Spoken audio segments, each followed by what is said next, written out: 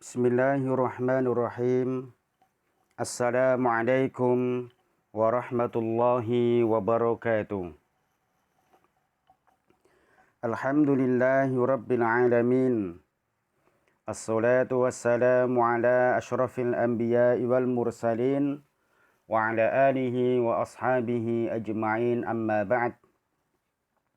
Ya ayatuhat talibat a'azzani Allah wa iyyakunna. Subahul khair, ahlan wa sahlan wa marhaban bi hudurikunna bi'abri internet. Asallah ayusahilakunna jami'an. Wal'an nastamir darsana, yakni al-mutala'ah kitab Rasailu Tahumul Mar'ah al-Muslimah. Wasolna ar-risalah al-ula, takrimul Islam lil mar'ah, yakni tahtal mawdu' min hidayatil Qur'an fil ihsani ilal mar'ah. Min hidayatil Qur'an fil ihsan ilal mar'ah.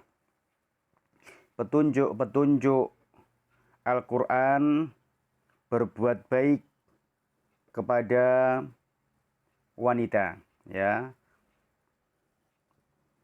Man yata'ammal kitab Allah azza wa jalla alladhi anzalahu Allahu ala ibadihi huda wa rahmah wa dhiya wa nuran wa dhakara lidzakirin yajidu fihi inayatan 'azimatan bi sya'nil mar'ah wa hatha balighan ala riayati huquqiha wa tahdhiran syadidan minadh-dhulmiha wa ta'addi 'alayha. Wa fil Qur'anil Karim minal ayatil karimah al-muqarrarah li hadzal amri asy-syai' al-katsir. Bal fil Qur'anil Karim suratun Nisa wa fiha ayatun 'adidatun tata'allaqu bin nisa' wa bayanun ma lahunna minal huquqi al-'azimah. Anak-anakku sekalian yang dimuliakan oleh Allah Subhanahu wa taala,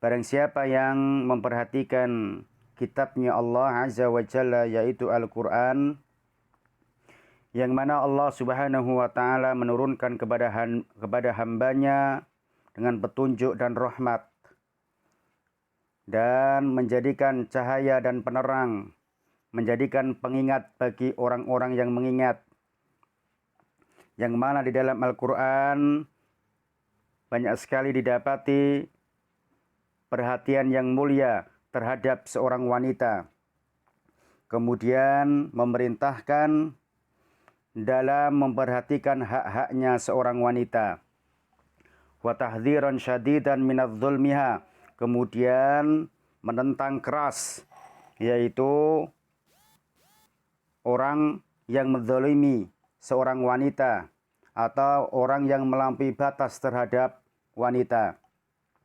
Di dalam Al-Qur'anul Karim, ayat-ayatnya yang mulia yang mana telah menetapkan permasalahan ini sangat banyak sekali, yaitu maksudnya yang berkaitan dengan wanita. Bal fil Qur'anil Karim suratun Nisa. Di dalam Al-Qur'anul Karim terdapat ada sebuah surat yang bernama adalah surat An-Nisa. Wa fiha ayatun 'adidatun, yang mana di dalam surat An-Nisa itu terdapat ayat-ayat yang banyak sekali membahas yang berkaitan dengan wanita. Wa bayanun ma lahunna minal huquqi al-'azimah, yang mana ayat tersebut menjelaskan kepada seorang wanita dari hak-haknya yang agung. Wa min hidayatil Qur'an fil ihsani ilal mar'ah ma yali. Dan dari di antara petunjuk Al-Qur'an agar berbuat baik kepada seorang wanita, di antaranya sebagai berikut ini. Naam. Al-awwal, yang pertama, al-amru bita'amuli ma'al mar'ati fi hududil ma'ruf wal ihsan wifqa hududa azimah wa dhawabita qawimah wa hadzara min zulmiha aw ta'addi hududallah allati syar'iha li'ibadihi fi ta'amuli ma'aha. Di dalam Al-Quran, di antara agar berbuat baik kepada wanita, yaitu diperintahkan, ya ini seorang laki-laki, agar bermuamalah atau berhubungan bersama seorang wanita dengan memakai aturan kaidah yang baik. Maksudnya bil ihsan. Maksudnya bermuamalah kepada seorang wanita agar dengan baik. Sesuai dengan aturan-aturan yang mulia, kaidah-kaidah yang lurus yang telah dibuat oleh Allah Subhanahu wa taala. Kemudian juga menentang keras ya untuk menzalimi seorang wanita atau berbuat melampaui batas terhadap wanita. Aturan-aturan yang dibuat oleh Allah Subhanahu wa taala kepada hambanya. Kemudian bermuamalah bersama seorang wanita agar baik. Masya Allah. Di sini terdapat dalam surat Al-Baqarah, yaitu 229 sampai 232. Ini Ustadz tidak membacakan secara panjang atau secara banyak, atau mungkin malah tidak dibaca. Nanti bisa dibuka Al-Qur'annya sendiri, terjemahannya atau tafsirnya. Ya kan, karena dengan batasnya waktu di jaringan internet ini. Taib. Di sini Allah Subhanahu wa taala telah memberikan gambaran terdapat dalam surat Al-Baqarah tentang masalah cerai. Di antara seorang laki-laki diminta bermuamalah yang baik terhadap seorang perempuan, di antaranya adalah dengan masalah yaitu perceraian. Di sini perceraian itu yang kuasa adalah seorang laki-laki yang mana bisa menceraikan seorang perempuan. Dan seorang perempuan pun tidak bisa menceraikan seorang laki-laki, susah. Walaupun seorang perempuan mengatakan 1000 kali cerai, saya ceraikan kamu, ya, kepada seorang laki-laki, maka tidak akan jatuh cerainya. Kan tapi apabila seorang laki-laki mengatakan saya cerai kamu, maka telah jatuh, ya, saya ceraikan kamu, maka telah jatuh cerai dan bukan istrinya lagi. Nah, di sini Islam mengatur, ya, at-talaqu marratan, ya. Cerai itu dua, ya, dua saja, ya. Fa imsakum bima'ruf au tasrihum bi ihsan. Apabila berkembali atau mempertahankan tetap menjadi istrinya, maka tetap dengan baik. Au tasrihum bi ihsan, atau menceraikannya maka pun juga baik. Dan seorang wanita yang diceraikan oleh suaminya selama dia masa iddahnya yaitu 3 kali suci, maka dia masih tetap mendapatkan nafkah dari seorang suaminya. Kalau di zaman dahulu, apabila seorang istri diceraikan, maka sudah lepaslah. Bahkan disuruh pulang, bisa juga nggak diantar, bisa juga malah nggak boleh tidur di rumah.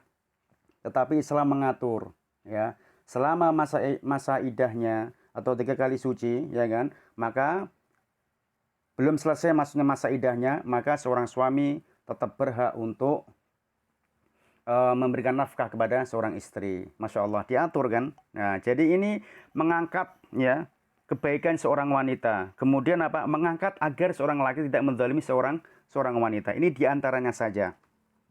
Sebenarnya kalau dibahas sangat banyak sekali masalah berkaitan dengan perceraian. Intinya di dalam Al-Quran memberikan contoh bahwa Al-Quran itu memberikan kebaikan kepada seorang wanita. Ini diantara contoh-contohnya. Kemudian selanjutnya untuk yang kedua, wad'udzuwabiti ad-daqiqah al-muta'alliqah bin nafaqati 'alal mar'ati hali imsakiha au tasrihiha ma'al hathi 'ala mura'ati janibil ihsan ilaiha wa taklib dzalika fi kulli ahwal. Sini Al-Quran yang mana memberikan batasan-batasan yang secara perinci, ya, yang berkaitan dengan nafkah seorang perempuan apabila dalam keadaan dirinya itu masih menjadi istrinya atau diceraikannya.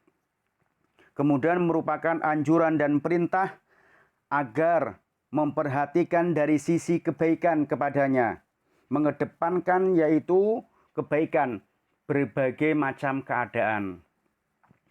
Ini masih berkaitan dengan masalah tolak, ya kan? Tadi Ustadz sudah singgung yang di awal, kalau seandainya masih masa idahnya maka masih memberikan nafkah. Kalau seandainya kemudian menceraikannya setelah masa idahnya, ya kan? Setelah masa idahnya, bukan menceraikan, dia kembali lagi rujuk, maka dia harus memberikan nafkah dengan yang baik, baik lahir maupun batinnya, dari segi makan dan minumnya dan lain sebagainya. Inilah Islam. Jadi memperistri itu bukan hanya sekedar, mohon maaf, menikmatin dari posisi sebagian saja. Kita pun harus juga memberikan hak kepada seorang wanita. Jadi semacam itu diatur biar seorang laki-laki tidak semena-mena terhadap seorang perempuan. Kemudian selanjutnya, ini ayatnya ya, jangan lupa nanti dibaca aja ya, dibaca aja biar kalian tahu apa inti atau yang dibahas atau maksud ayat tersebut. Kemudian selanjutnya yang ketiga ya, aujaba 'ala zaujah i'ta az-zaujah al-mahra alladzi qarrarahu lahu illa in tanazalat lahu an syai'in minhu fayakunu lahu halal. Nah, ini berkaitan dengan mahar nih. Diwajibkan seorang suami agar memberikan mahar kepada seorang istri yang telah ditetapkannya. Ya kan, jadi mahar itu haknya seorang istri. Jadi istri bisa minta, ya kan? Saya mau minta cincin, saya mau minta mobil, saya mau minta uang sekian juta. Tapi ingat, sebaik-baiknya mahar, sebaik-baiknya wanita adalah apa? Yang paling mudah atau yang paling ringan maharnya, ya. Tapi dalam arti bukan nanti seorang laki-laki itu membiarkan, ya, tidak memberikan mahar, ya. Kita lanjutkan dulu ya membacanya. Aujaba 'ala zauji i'ta az-zaujah al-mahra alladzi qarrarahu lahu illa in tanazalat lahu an syai'in minhu. Diwajibkan, ya kan, seorang suami untuk memberikan mahar kepada seorang perempuan atau yang akan dinikahinya, yang mana yang telah ditetapkan kepadanya, ditetapkan apa, seorang laki sekian, ya kan. Kecuali ya seorang perempuan itu intana zalat, menurunkan atau mengurangi, bisa ditawar juga ya, ditawar nih, atau menggugurkan, malah tidak minta mahar sama sekali ya, an syai'in minhu, dari sesuatu darinya, ya kan. Fayakunu lahu halal, maka bagi seorang laki pun juga halal, tidak masalah. Ya, tapi tentang masalah mahar ini yang berkaitan dengan mahar di zaman Rasulullah Shallallahu Alaihi Wasallam, sampai Rasulullah Shallallahu Alaihi Wasallam menyuruh kepada seorang laki-laki, ya kan, ditanya, apa yang kamu miliki dengan mahar? Saya tidak punya, padahal orang miskin. Suruh pulang, coba cari apa yang didapat di rumah. Kata tidak ada. Sampai Rasulullah mengatakan, walaupun hanya sejenis atau hanya berupa, maksudnya, walaupun hanya berupa, yaitu cincin yang terbuat dari besi. Masya Allah. Kemudian kalau emang nggak ada lagi, sampai apa? Dengan yaitu Al-Quran. Ini tetap, ya kan, diperintahkan. Jadi Islam itu menghargai seorang wanita. Bukan semena-mena juga, ya kan? Bukan semena-mena juga. Bahkan zaman Rasulullah Shallallahu Alaihi Wasallam, masalah mahar ini betul-betul ditekankan juga. Para sahabat pun sampai ada yang memberikan mahar yang sangat banyak sekali. Mahar itu apa sih? Mahar itu adalah yang mana sesuatu yang istimewa, baik berupa harta maupun jasa, yang mana yang diberikan kepada seorang wanita, yang mana wanita itu akan dinikahi atau malah sudah dinikahi, Berarti tatkala dia ijab qabul, berarti dia utang, ya, bukan tunai. Tetap dia memakai mahar, dengan ibaratnya menghargai seorang wanita. Bukan dalam arti yang mana yaitu menjual, tidak. Karena di zaman dahulu mahar itu adalah miliknya seorang orang tuanya, bukan seorang wanita. Padahal mahar itu diberikan kepada seorang perempuannya, semacam itu. Ini diantara mahar, ya. Ini adalah diantara mahar. Sampai Islam mengatur semacam itu. Kemudian selanjutnya untuk yang keempat, haddadalaha nasibaha minal mirathi mimma tarkuhu alwalidani au ghairuhuma min aqaribiha ala hasbi nau'il qurabah fi hududi ma tastahaqqu. Kemudian di sini di antara petunjuk-petunjuk Al-Qur'an agar berbuat baik kepada seorang wanita, di antaranya yang mana Allah Subhanahu wa taala memberikan batasan, ya. Batasan apa? Memberikan batasan kepada seorang wanita bahwa bagian dari warisannya itu apa yang dimiliki atau apa yang ditinggalkan dari orang tuanya, atau mungkin kerabatnya, atau mungkin bisa juga bagian dari orang yang terdekat. Nah, jadi seorang wanita tetap mendapatkan warisan, cuma warisannya di sini berbeda dengan seorang laki-laki. Ya. Wa fi hududi ma tastahaq, ya. Kemudian seorang wanita itu mempunyai batasan atau mempunyai aturan warisan yang telah ditentukan oleh Allah. Ya, karena apa? Lirrijali nasibum mimma tarakal walidan wal aqrabuna walin nisa'i nasibum mimma tarakal walidani wal aqrabuna mimma qalla minhu aw kathur nasiban mafruḍa. Sebagaimana yang difirmankan oleh Allah Subhanahu wa taala, seseorang laki-laki itu mempunyai bagian yang utuh, ya. Nasibum mimma tarakal walidain, mimma tarakal walidani, mempunyai bagian dari apa yang ditinggalkan oleh kedua orang tuanya, wal aqrabun, kemudian dan kerabatnya, walin nisa'i nasibum mimma tarakal walidani wal aqrabun, dan begitu juga bagi seorang wanita itu mempunyai bagian apa yang telah ditinggalkan dari orang tuanya, maksudnya warisan, dan orang-orang yang terdekatnya, mimma qalla minhu au katsur, baik yang ditinggalkan itu yang diberikan berupa sedikit darinya atau banyak. Tetapi pada umumnya, secara aturan syar'i, seorang wanita itu bagiannya separuh dari seorang laki-laki. Loh, mungkin orang yang tidak paham bahwa kok kenapa seorang wanita itu kok separuh, enak laki-laki dong. Dulu malahan di zaman dulu sebelum datangnya Islam, bahwa seorang wanita itu tidak mendapatkan warisan. Buru-buru warisan, bukan menjadi ahli waris, malah menjadi harta warisan. Paham nggak maksudnya harta warisan itu? Kalau harta kan biasanya uang, tetapi di sini seorang wanita menjadi harta warisan. Jadi apa? Untuk nanti bisa dibagikan kepada seorang adik maupun kakak dari keluarga seorang suaminya. Umpamanya begini, ya kan? Saya menikah, ya kan? Saya menikah dengan yang bernama Tulkiem. Kemudian Tulkiem itu saya tinggal karena saya meninggal, sehingga dia janda. Nah, apa yang saya tinggalkan, yaitu istri saya namanya Tulkiem, atau mungkin harta yang saya tinggalkan itu nanti berebut untuk adik atau kakak saya. Bahkan istri itu juga sebagai harta warisannya. Tuh sebelum datangnya Islam. Nah, sekarang datangnya Islam, anti seorang wanita itu dihargai. Ya.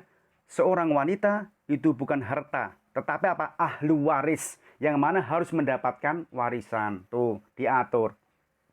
Loh, entah bagiannya kecil maupun banyak, tetapi sudah mengangkat harkat, yaitu martabat seorang perempuan yang dulunya disepelekan, tidak mendapatkan ahlu waris, malah dianggap sebagai harta warisan, diangkat menjadi ahlu waris, sehingga mendapatkan warisan. Kedua, kenapa kok sedikit, atau katakanlah separuh dari seorang laki-laki? Karena seorang perempuan itu tanggung jawabnya sedikit, ya kan? tanggung jawabnya sedikit. Kalau seandainya seorang laki-laki, maka tanggung jawabnya itu besar. Nanti dia membiayai adiknya, membiayai istrinya, membiayai orang tuanya dalam hidupnya. Kalau seorang wanita apa? Kan cuma ditanggung oleh suaminya. Jadi tatkala dia mendapatkan setengah pun itu sudah merupakan suatu kebaikan, ya. Nah, semacam itu. Tatkala nanti digabungkan sama hartanya suami, dapat sama-sama warisan kan lebih gede juga. Nah, paham ya? Itu yang dimaksudkan. Masya Allah, Islam sampai segitunya mengatur, ya. Mengatur apa? Wanita. Nah, kemudian selanjutnya, yang kelima. Yang keempat apa kelima ya? Oh, yang kelima. Al-afu. Kemudian yang kelima, hadzara min 'adhil mar'ah au tadyiq 'alaiha au ruju'i fi syai'in min sodaqiha. Islam melarang keras, ya. Islam melarang keras seorang laki-laki min 'adhil mar'ah, yaitu apa? Menyusahkan seorang wanita. Au tadyiq 'alaiha, atau mempersempit seorang wanita. Au ruju' fi syai'in min sodaqiha, atau mengharapkan kembali sesuatu mahar yang telah diberikannya. Maksudnya bagaimana, Ustaz? Maksudnya begini. Di zaman dahulu, ya, di zaman dahulu, jadi udah Ustaz ceritakan ya, bahwa seorang wanita itu tatkala ditinggal mati suaminya, maka dia seperti apa? Sebagai harta warisan. Ya kan? Tapi Islam mengangkat, ya kan? Setelah mengangkat, dia bukan harta warisan, tapi dia merupakan apa? Ahli waris. Setelah mengangkat ini, tidak boleh dari keluarganya, seorang laki-laki atau suaminya, baik kakak atau adiknya atau kerabatnya, yang mana dia menyusahkan di dalam kehidupannya. Oh, karena mungkin, mohon maaf ya, karena mungkin si janda, si istri ini, yang tinggal mati ini pengen menikah lagi, sehingga maharnya diminta oleh keluarganya. Nggak boleh. Kemudian dia tidak mendapatkan warisan, nggak boleh. Tetap mempunyai hak. Atau mungkin malah melarang seorang janda ini tadi untuk menikah lagi. Tidak boleh semacam itu. Kalau dia mau menikah, ya silahkan. Ya. Jadi kita memperbolehkan. Islam pun memperbolehkan. Gitu loh. Agar seorang laki-laki tidak mendolimi seorang perempuan. Karena sama-sama fitrahnya seorang laki-laki cinta kepada seorang perempuan. Perempuan pun juga cinta kepada seorang laki-laki, saling membutuhkan semacam itu fitrahnya, ya kan? Ya, autadik mempersulit segala urusan macam-macam, ya kan? Atau mungkin kemudian dijelaskan auruju' fi syai'in, yang dikatakan rujuk fi syai'in, mengharapkan kembali apa yang telah disedekahkan dari seorang suaminya yang diberikan, umpamanya memberikan sepeda motor, kemudian keluarganya meminta kembali, nggak boleh, gitu loh ya, tetap nggak boleh, itu haknya seorang istrinya yang ditinggalkan, semacam itu. Baik, anak-anakku sekalian, nanti ini suratnya, ayatnya, tolong dibaca artinya, insya Allah akan kami keluarkan loh ya dalam ujiannya. Kemudian yang keenam, ya kan? Yang keenam, bayyana malikulli wahidin min maizati wa fadhaila wa hadzara man tatalla'a ahaduhuma ila ma fuddila bihil akhar. Yang keenam, Al-Quran telah menjelaskan ya atas apa sesuatu dari seseorang, dari keistimewaan dan keutamaannya. Sekali lagi Al-Quran menjelaskan ya kepada seorang wanita atau kepada seseorang semuanya, maksudnya baik laki maupun perempuan, mempunyai keistimewaan dan keutamaan. Wa hadzara man tatalla'a ahaduhuma, dan tidak mencari-cari dari salah satu di antara keduanya, yaitu mencari keutamaan-keutamaan dengan yang lainnya, mencari keutamaan-keutamaan yang lainnya. Maksudnya begini, maksudnya adalah bahwa setiap laki maupun perempuan itu mempunyai keutamaan. Dengan keutamaan itu jangan sampai kita iri. Contohnya, seorang wanita yang dulunya tidak dihargai, sekarang dihargai oleh Islam. Dan bahkan dimuliakan di dalam Islam. Laki-laki pun juga sama, ya. dimuliakan oleh Islam, mempunyai keutamaan yang lainnya, ya. Baik laki maupun perempuan itu mempunyai keutamaan. Oleh sebab itu tidak boleh kita saling iri. Oh, mulia istimewa orang laki-laki ya. Oh, lebih mulia, lebih enak perempuan ya. Semuanya Allah muliakan, maka nggak usah mencari kemuliaan yang lainnya, ya. Membanding-bandingkan maksudnya semacam itu. Allah akan memberikan semua keutamaan dan keistimewaannya sehingga kita harus taat kepada Allah Subhanahu wa taala. Semuanya akan dimuliakan oleh Allah, ya.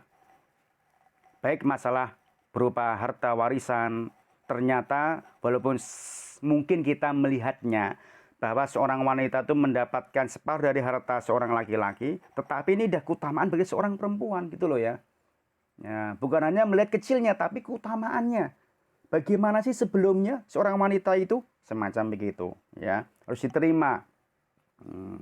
Kemudian selanjutnya yang ketujuh, ja'alaha qarinatan lirrajuli fit ta'ah wat taqarrub ilallahi ma'muratu bima amarahu bihi minal ibadah walikulli minhuma yaumal qiyamati ajruhu wa thawabuhu ala qadri ikhlasihi wa jiddihi wa ibadatihi. Di sini yang ketujuh menjelaskan bahwa dijadikannya seorang perempuan itu sebagai teman, sebagai pendamping seorang laki-laki di dalam ketaatan, mendekatkan diri kepada Allah Subhanahu wa taala, baik perintah apa yang telah diperintahkannya di dalam beribadah. Dan setiap keduanya, baik laki-laki maupun perempuan, pada hari kiamat nanti, dia akan mendapatkan balasan, akan mendapatkan pahala sesuai dengan kemampuannya, keikhlasannya, kesungguhannya di dalam ibadahnya. Nah, ingat ini ya. Jadi di antara tujuan pernikahan itu untuk penyempurna. Banyak biasa kalau seorang laki-laki mau melamar seorang wanita, biasanya Pertama, silaturahmi. Kedua, mengikuti sunnah Rasulullah, yaitu an-nikahu sunnati, ya kan. Faman raghiba an sunnati falaisa minni, ya. Barang siapa yang nikah itu adalah sunnahku, ya. Kemudian barang siapa yang benci kepada sunnahku, maka bukan golonganku. Ini yang paling ketiga. Saya di sini akan menyempurnakan agama. Saya ingin membantu untuk menyempurnakan agama dinda. Ya sudah. Nah, makanya bahasanya semacam itu. Nah, jadi orang yang menikah itu merupakan penyempurna agama. Kalau orang Islam itu belum menikah, berarti dia masih separuh agamanya. Tatkala sempurna dengan jalan pernikahan, maka dia menjadi sempurna di dalam Islamnya. Makanya dijadikannya seorang wanita untuk, ya kan, menjadi teman ketaatan, mendekatkan diri kepada Allah di dalam ibadahnya, ya. Dan keduanya nanti baik laki maupun perempuan akan mendapatkan yaitu pahala dan balasan sesuai kemampuannya, sesuai keikhlasannya yang dia lakukan. Semacam itu anak-anakku, ya. Jadi yuk sama-sama di dalam pernikahan itu merupakan sebagai punya tujuan, ya, menyempurnakan, melengkapi, jangan mencari kekurangannya. Kalau dicari kekurangannya maka tidak ada yang sempurna. Baik, kita lanjutkan, ya kan? Kita lanjutkan. Kemudian selanjutnya yang ke-8. Yang ke-8, wad'u adh-dhawabit ad-daqiq li mu'alajah an-nusus wal i'rad nahwa dhalik minal khilafat allati qad taqa'u baina zawjaini.